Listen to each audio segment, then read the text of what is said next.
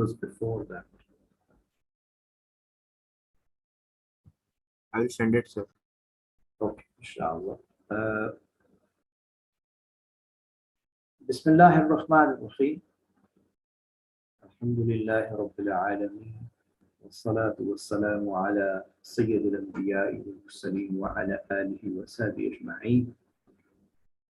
Dear listeners, Assalamu alaikum, students, and today, Alhamdulillah, is our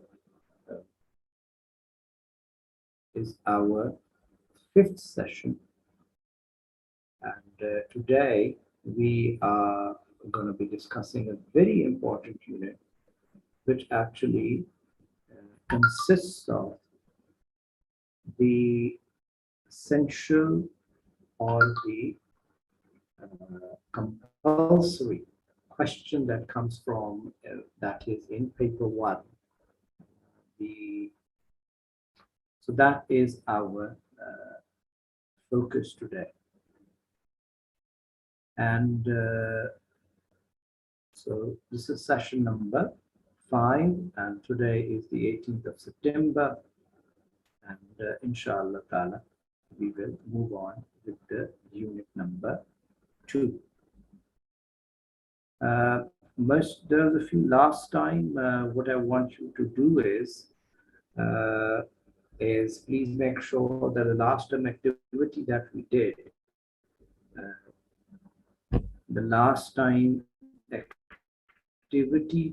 did, you share with us, and that is you email me your work at Ustaaz @gmail.com.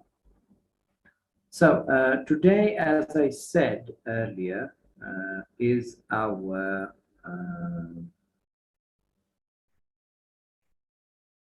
the unit that we are doing is unit number 2. That is history and importance of the Quran. So today we are doing unit number 2. And then inshallah ta'ala we will be doing the unit 6 if as Allah wishes. So let's start with the revelation. So in the revelation, we see that November 2009, right, an account of the ways in which the Quran was revealed to the Prophet sallallahu alaihi wasallam between 610 and 632. Then explain why the God sends revelation through the messengers. This is the part B. Again, it's an important piece. Do have a look at this and see what this is, because that's you can get distracted very easily in this question.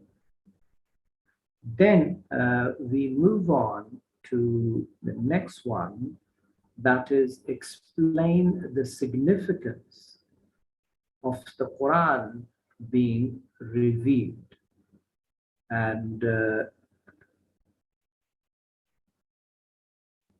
to humankind.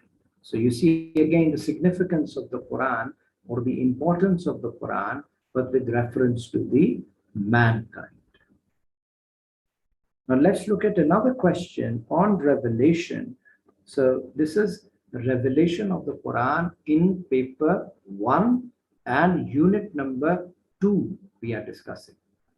Write an account of the events of the first revelation and Prophet's reaction afterwards, right? So what are you writing here? This is an important question, and I would like you to look at the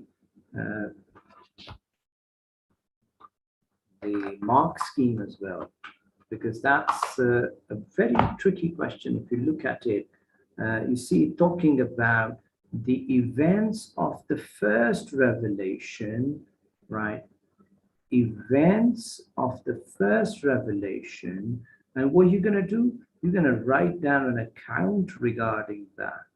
And then let me erase this. That's a little, we'll use the highlighter for that. So number one thing, you have to write an account of what? The events of the first revelation, right? And then the Prophet's reaction afterwards. So he has specifically asked about the reaction, right? So this is something important that we do.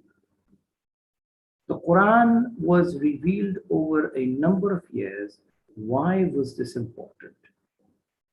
Right? So, so that's again a very important question. So all these three are very critical questions. So my suggestion to you would be, have a look at them in the class papers, these part B sections, because I want you to score very good in the question 2 or the compulsory question. It's very important that you perform really well here. Then we move on. So this is about revelation, right? And so this is about the revelation. Now we move onwards towards another very important question, and which the majority of the students find it really difficult.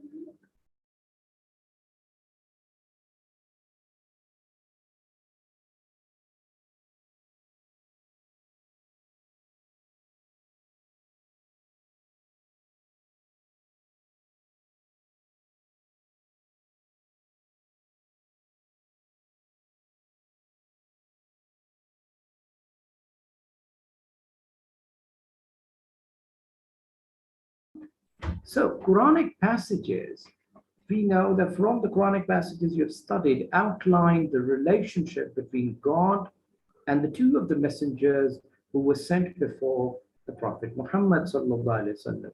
So if you notice, he's talking about the God and the two messengers. So what does that mean? It means Quranic passage number 11 to 15. Right? And from there, what are you going to talk about? Prophet Muhammad, then any other two prophets, Adam alayhi salam, or Isa alayhi salam, or Ibrahim alayhi salam, right? So you're going to talk about that. So please do have a look at that. So, so that's something important. Then from the passages you've studied from the Quran, write about the God's relationship with humankind. So that's God relationship with creation. So within that, the passages which are related to humankind, you're going to do that. And you may be wondering that, okay, the questions are getting complex and complex. Yes, this is one of the most difficult questions that the students find in the CAIE syllabus. It's not difficult. It's the reason because they don't focus on it, right? And this requires consistent learning step by step. So even you didn't touch them, it is still not too late. I would recommend and I would like that you lot make sure you revise them. And my suggestion to you is get up early in the morning. The first thing you do is revise these points. The points of that is Allah's relationship, Allah Himself, then Allah's relationship with His creation, Allah's relationship with His messengers. So those three. So these are the points which are, or the passages that are very, very important, right? And you cannot ignore them. Or some of us are very overconfident actually. So the overconfidence actually. So describe the results of following surahs as Muslim about the circumstances in which they were revealed. So we tell, please do have a look at that. So this was something little, it's not, it looks really odd that we have not studied about it, but if you have done those passages, you can easily talk about Surah Al-Kawthar and Surah Al-Ikhlas, and then giving references to those passages as well. And then also talk about tell Muslims about the circumstances, right? And tell Muslims, like again, the teachings, right, will be mentioned in there as well. If you have a question, please raise your hand, and then you can. And using the passages you have studied, write about the main teachings about God in the Quran. Right? So using these passages, the main teachings about God in the Quran, that is Allah Himself. Right? This is November 13 we're talking about. Then how might these teachings affect a Muslim's life today? Right? So this is a B part, is actually importance of these teachings or the main themes in the Muslim's life. Right. So we can easily extract. So if you've done this, what do you call it, 10 marks question, or that Allah Himself question, or the Allah's relation with His creation, or Allah's relation with His messengers, it's a piece of cake for you. If not, then it's going to be a problem. So as I've been saying from the very first day to my students, the very first day since I taught you, please start learning the points so that you are well versed in the Quranic passages. Once you've done that 10 marks question, revise the points of that 10 marks question. Right? It's very important.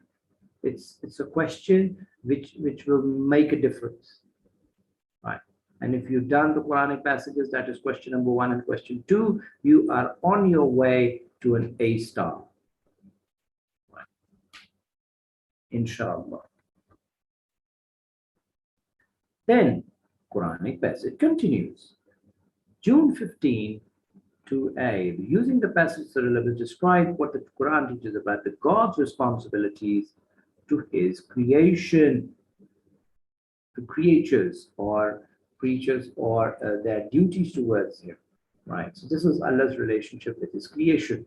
Right. So we talk about that.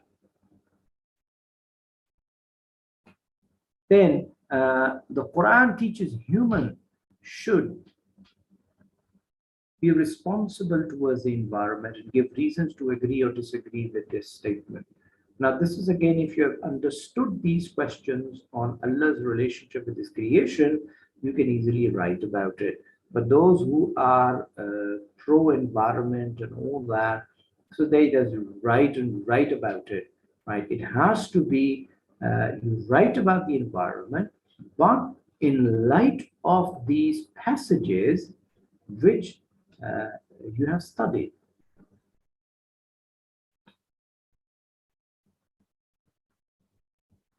And this is an analytical question. Yusuf Ashraf is joining us today, mashallah. From the Quranic passages for special study in the syllabus, describe the ways in which God gave knowledge of Himself to His messengers. Right. This is knowledge of the messenger, again, Allah's relationship with His messengers. Abdul Wahab has a question. Yes, Abdul Wahab. Sir, I wanted to ask that the Quranic passages question, are they like possibility of coming in the session? Do they have high probability of coming in the following session? Oh, yes, yes. Very good question. Let me finish with this, Abdul Wahab. I'll answer this question of yours. If I don't, just remind me again. Okay, just lower your hand, please. And if I don't answer this, just raise your hand again. Let me finish this, then I'll answer this, and why the probability of these questions. Then we move on to June 2017, that is undergoing hardship bring a person closer to God, agree or disagree, right? With this statement, give reasons for your answer, right? And it's little, if you notice, there is no, what do you call it, direct relationship, but hardships, the messengers go through hardships, right? And who are closer to Allah? The messengers, right? And so you just give one or two references regarding that, and then inshallah ta'ala you'll be able to answer that. But my suggestion is, do look at the this as well, June 17 to B. And this question, which was a little odd question, when it came in, I cannot describe the students' expression, right, when they came out of the examination hall. And many of them, like, what was this? Like, we're not giving environmental studies or something. So what a question is this? So yes, so you got to be, as I said earlier, that if you have a command over the Quranic passages, if you have a command over these 10 marks questions, that is on these three topics, and I would include the two more as well, that is Hadith, teachings of Hadith regarding the community and teaching. Sir, on which three topics will be the 10 marks? Please raise your hand. If you need to speak, raise your hand, please. Thank you. So if you have a good command over that, you can easily answer those questions, right? Now, I think that's all we have for this. Or we have another one? No, okay, we'll go back. Now I'll answer Abdul Wahab's question. Abdul Wahab's question was that what is the probability that this question will come in this session as well, like chances? The answer to that is, Abdul Wahab, if you look at it, it's 2017, 2015, and then, what do you call it, 2013, 2012, 2011. So it's very consistently, one or the next year, the examiner is asking for the questions, these, in this topic. So yes, please do have, this is not a question which can be ignored, right? So yes, Yusuf has dropped. Yes, what was Yusuf's question, Abdul Rahman or Abdul Wahab? He didn't ask it, sir. Okay, well, inshallah ta'ala, Abdul Rahman, could you tell Yusuf to join us again? And if he is unable to join us, tell him to send the question in the WhatsApp as well, if he wants to. But tell him if he has internet issues, it's a common thing, so he can join us again. The next thing is Islamic law. How are the Quran and Hadith used together in Islamic legal thinking? Again, this is a very important topic. Islamic law, the most important topic and the most favorite of the examiners. Quran and Hadith, so we know there are four sources of Islamic law: Quran, Hadith, Ijma, Qiyas. Right. So the Quran, what he's using in June 2009, Quran and Hadith used together in legal thinking. Then the next question is, why do some legal scholars reject use of analogy, right? So again, you can find this question in the helping notes as well. This is an important question. I always stress on that. Please make sure you have that. Right? So then 2A, that is the two main sources of legal thinking are main sources, my dear students, is primary sources. If he says primary sources, that or main sources, that means Quran and Hadith. Main sources are Quran and Hadith. Secondary sources are Ijma and Qiyas. Then we move forward. He gives an example how the Quran should be used to exercise Qiyas. You see, the Qiyas is continuously there's a question, they are mentioning Qiyas. Actually, they're testing you on three sources. They've already tested you on Quran, they've already tested you on Hadith, So in the third, instead of asking a question regarding these two, he has asked a question on the third, the fourth source, that is a qiyas or analogy, right? So then, right, please excuse the spelling on the right, about the ways in which the two primary sources of Islamic legal thinking are used, right? Then how is the use of ijma or consensus important to Muslims today, right? So my suggestion is, please do go through these B parts. So this one, I would recommend those who do not have my helping notes, please do look at your past papers, particularly of red spot publications. And or if you don't have them, look at the marking scheme, right? And you'll have an idea about it, what is it. And if you still can't find an answer, you can write an email to me, ustazwaqar@gmail.com. The Ustaz spelling is in front of you, and Waqar as well. So ustazwaqar@gmail.com. Right. So moving onwards, so this is another, to what extent the Quran is the basis of legal thinking in the Quran. You see, he's asking the first source of Islamic religious Quran as a 4 marks question. So you can see so far that the examiner is manipulating, or he is mixing up and testing the students on Islamic law. So it's very, very important that you need to be clear about Islamic law. It's very important you know the references of those 4 sources, and you know the reasons or the basis why we use qiyas, why we use ijma, why we use hadith, even why we use Quran for making the law, right?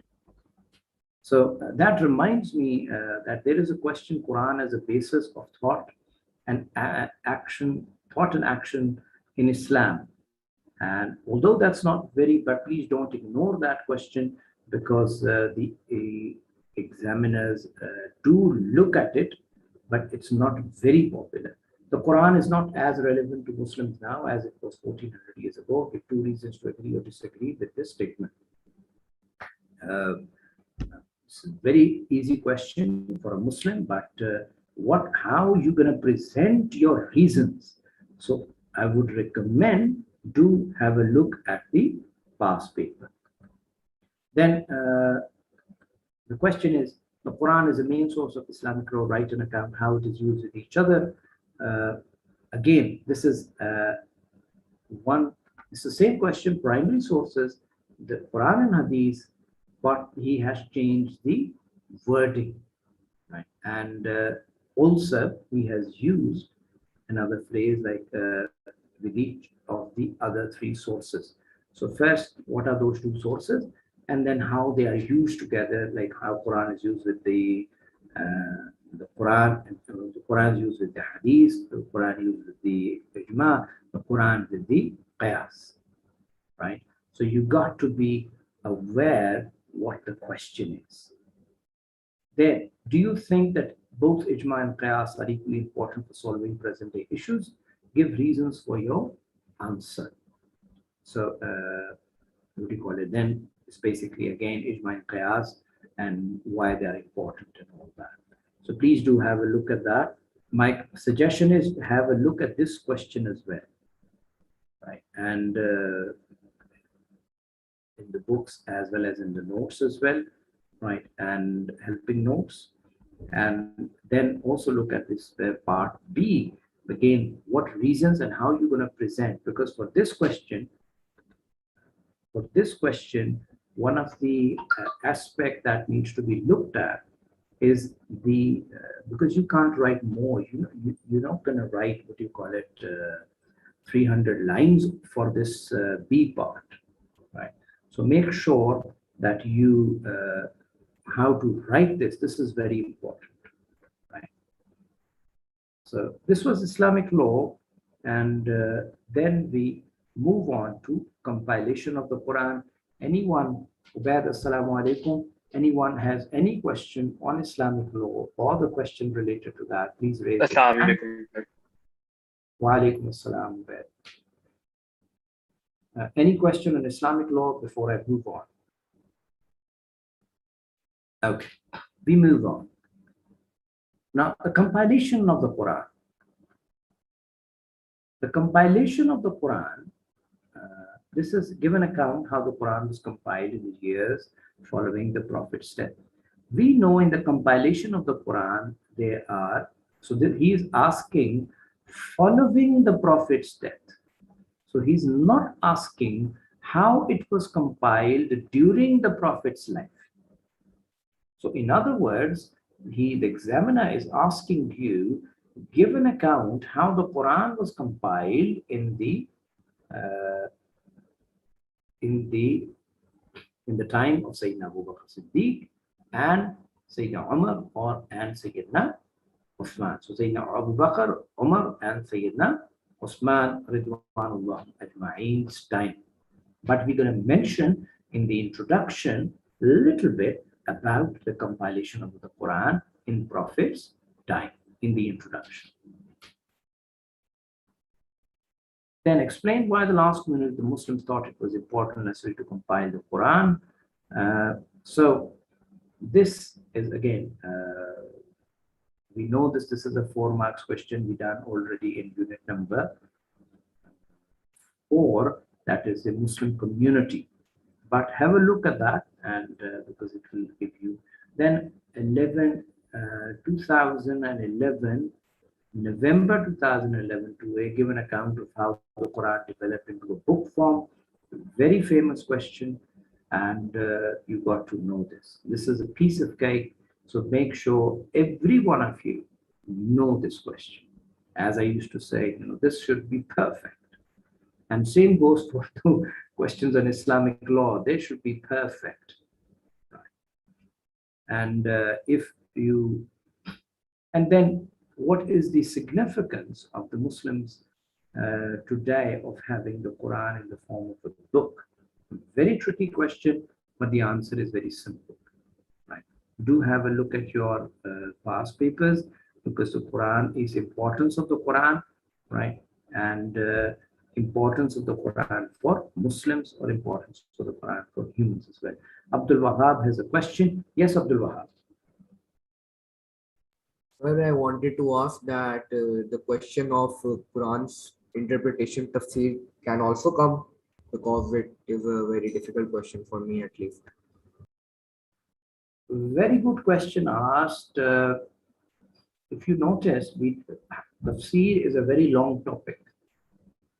And if you look at, if you analyze or synthesize that question, it consists of many 4 marks questions. So most famous question in tafsir actually is nasikh and mansukh, right? I would say my experience shows it's always on the examiner's table, right? So nasikh and mansukh is something you should be familiar with, and it's 4 marks question. It is unlikely, you see, the reason is unlikely that you will get a question of a 10 marks. I'm not saying they can't give it, because it's there, right? But number 1, my suggestion is prepare those most important questions from tafsir, the 4 marks questions. And this should be done once you've done all the prep tests. For example, you've done Islamic law, you've done compilation of the Quran, you've done revelation of the Quran, you've done Islamic law. Once you've done all these topics and they're very good, then comes tafsir. And in tafsir, the first preference is given to nasikh and mansukh. I hope I've answered your question. Another thing I was just mentioning, I didn't mention that. I'm not saying, what do you call it, that examiner cannot give this question of tafsir. The reason why examiners don't give the question of tafsir is because the questions of Islamic law, the question of compilation of the Quran, the question of revelation, the question of Quranic passages. So he has to ignore all these questions and then put tafsir as put forward. So this is little difficult. like he would be as, because one of the objectives of showing this or having this exercise with you, with every one of you, and in fact all around the world with you, is that you know, like why the examiners are, what type of questions the examiners are giving, and what is the trend. Right. So that's the thing. And so I don't, and also I don't need to give you any guest paper for that. So I've made you that much competent that you can yourself decide. Number one, A-star students do not do selective study. I've been saying this again, and again, right? So inshallah ta'ala, next year, I'll put down the special sayings as well, inshallah ta'ala. Okay, so I hope I've answered your question, Abdul Wahab. Yes, sir. Thank Okay, so we move on to the next one, that is compilation of the Quran. And it's November 14, 2A. It says, write about the methods used to compile the Quran into a book after the death of the Prophet sallallahu alaihi wasallam. Right. So here we're talking about the methods used, like how they compiled that the Quran by using different methods. Right. Now, the trick here is, if you use them, for example, I want you to look at the mark scheme for this. This is very interesting, right? The interesting is, you use the word method. When you use the word method, immediately we go to methods of revelation, right? It's obvious reaction. But if you notice, he then used the word compile, right? Compile the Quran into what? The book form, right? So methods were actually used in revelation. So in compilation, those methods will not come into action. I hope I've been able to explain you this tricky thing, how by rephrasing the question, the examiner is actually testing you how much you know. Anyone who knows in depth knows, have a good knowledge of that chapter, he'll be able to answer this question. Otherwise, the chances are you may have get out of 10, 1 mark or 2 marks. Right? So understand the question. Understand the question first. Don't need to rush. Like the moment you see that question, okay, let's go. No. Understand the question first. You have a full command. You know what the examiner is asking. Then move on. Sir, Yes. are these, is this the question about the methods that Zaid bin Sabit took to compile the Quran? Yes, because they will come into that as well. Like how Abu Bakr Siddiq did it, how Sayyidina Umar and Sayyidina Osman, they were involved. All this actually will be involved there. So Zaid bin Sabit's, the 4 marks question, or those 4 steps are part of it. Very good. Thank you for mentioning that. Those Zaid bin Sabit radiallahu anhu's four points that he used to analyze, or the criterion that he used, right? They are part and parcel of this question. And also another, please do not write them in points, right? The examiners, I told you last time as well, do not write in numbers, do not write in points. Clear? And I hope my students understand now that why I used to ask you to write in points, so that you can learn it well. Right. Then write about the preservation of the Quran in the form of Mus'haf held by Hafsa radiallahu anha. So this is the preservation of the Quran. Again, it's compilation of the Quran actually, right? Preservation or compilation of the Quran is one and the same thing. Then, memorizing the Quran is no longer, oh, this is some question. It's a very tricky question. No longer important because the Quran is preserved in a book. discuss whether you agree or disagree with this statement, giving reasons for your answer.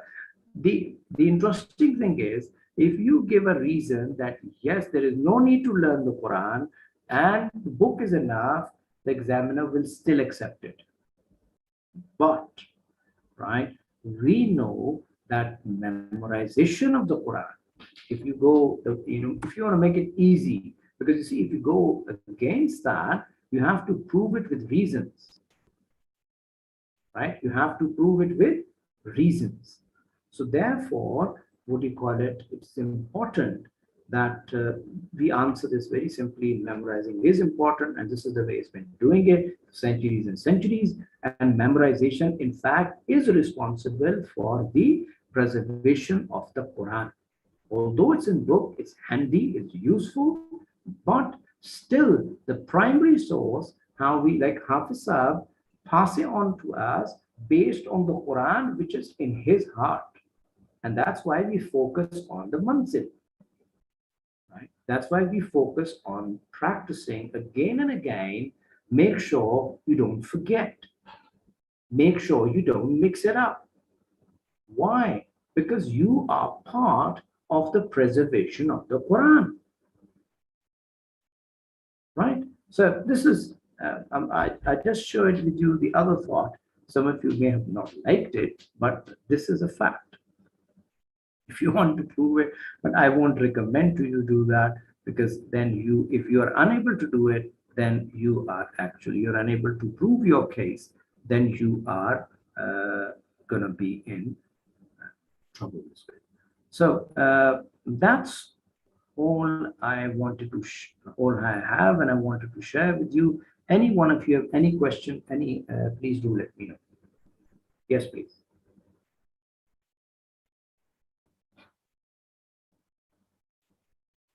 Abdul Wahab. Sir, one question. Yes, please.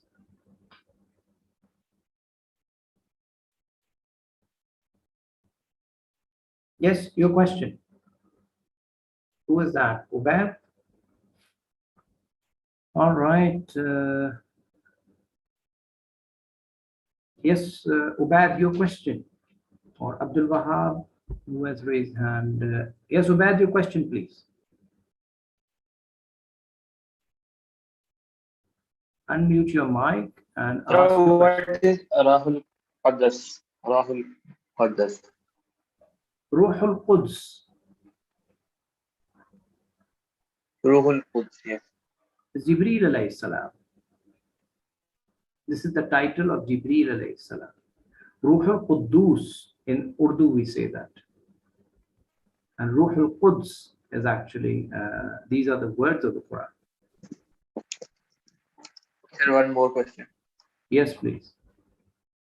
1 minute, I am just noting it. Sorry, say that again. Sir, I am noting it, just 1 second. Okay, sure. Ahmed has just joined us. Ahmed, we discussed about today unit number 2, and like the Quranic passages and Islamic law and the compilation of the Quran is the last one we did. If you have any questions regarding that, please ask. Feel free to ask. Abdul Wahab, you have a question?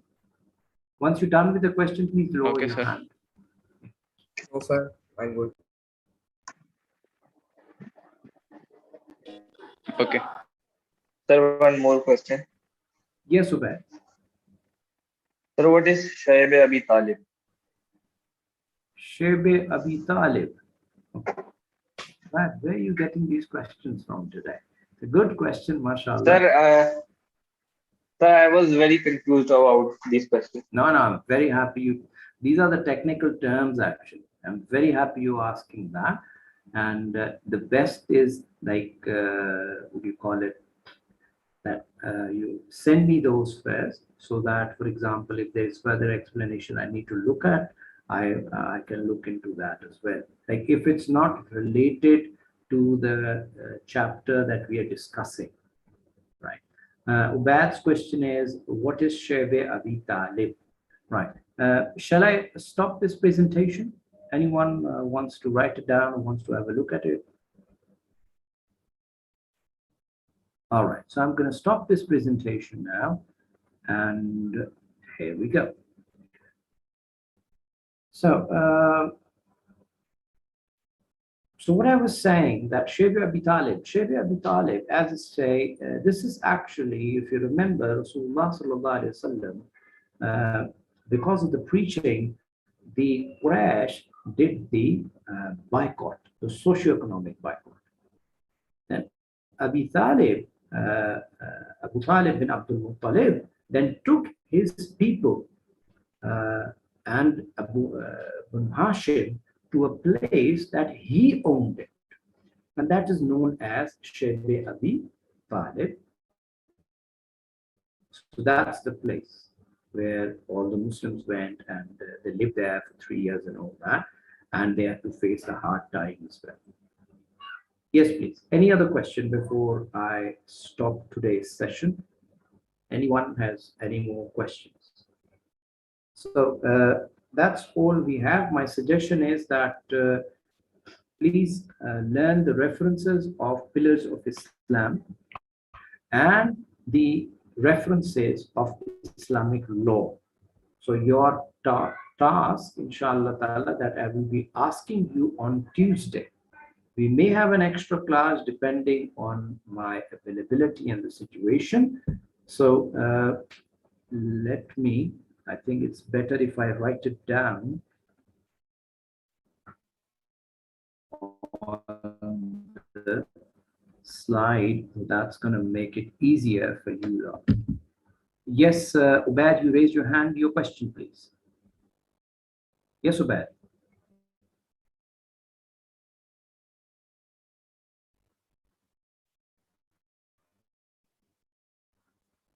Ubaid, your question.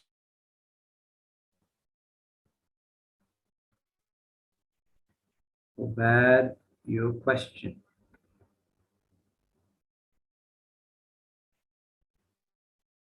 Okay, so Ubaid's question is Sidratul Muntaha or Lot tree the same thing? Yes, it's Lot tree and Sidratul Muntaha is the same thing. Yes, please. Any other question? Any other question? Any other question?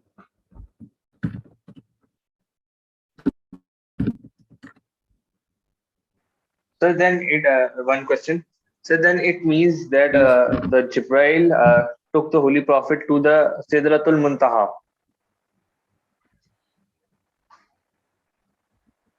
Till Sidratul Muntaha, basically. Because Jibreel alayhi salam said that I'm not going to go any further. The Sidratul Muntaha means the end of the this one, right?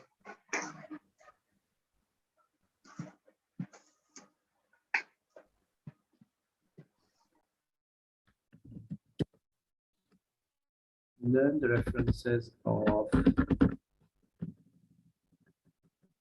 So our work, I'm just going to be showing you law.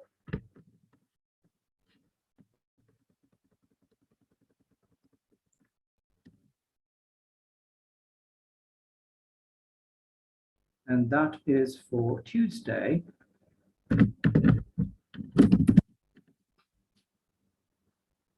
So our work, I show you. So you got to learn the references of pillars of Islam, and you have to learn the references of Islamic law. Right? So, alhamdulillah, please, what do you call it? Continue. If any one of you have any issues, any problems, feel free to ask me and send your questions. Yeah, that's an important thing. Let me write it down here as well. If you have any questions, you can send to me on Ustaaz